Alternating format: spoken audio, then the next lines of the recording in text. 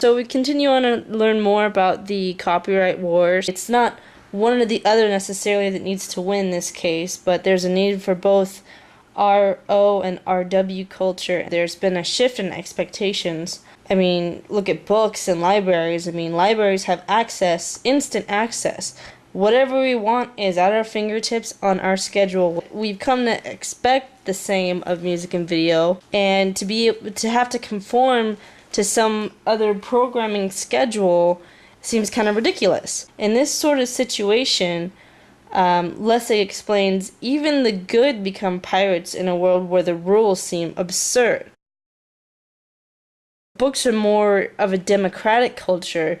You can quote pretty freely, and you use citations. Music and film industries, though, are viewed as more professional, and you need this kind of legal permission. So there's a need for more democracy in these industries so that everybody can be an artist. Kind of sort of like a version of the American dream, that everybody can get to that level of our culture. As far as the internet goes, it was actually intended to be RW culture. Now, thanks to things like internet blogging, you can read culture, you can comment, you can tag it, you can track it, you can recommend it to a friend. So there's so much more going on now that you can interact with.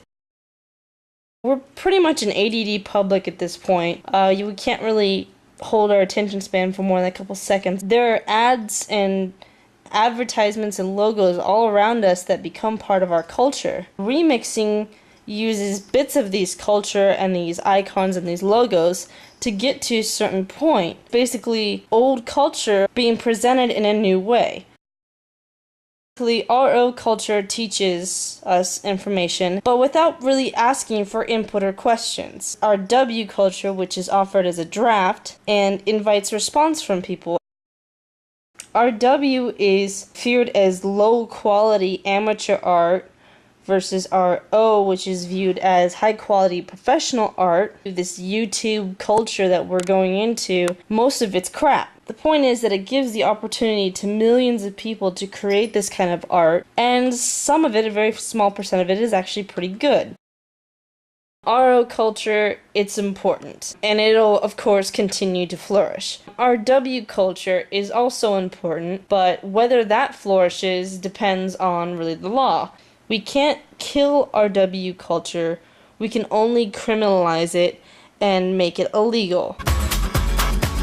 Electric!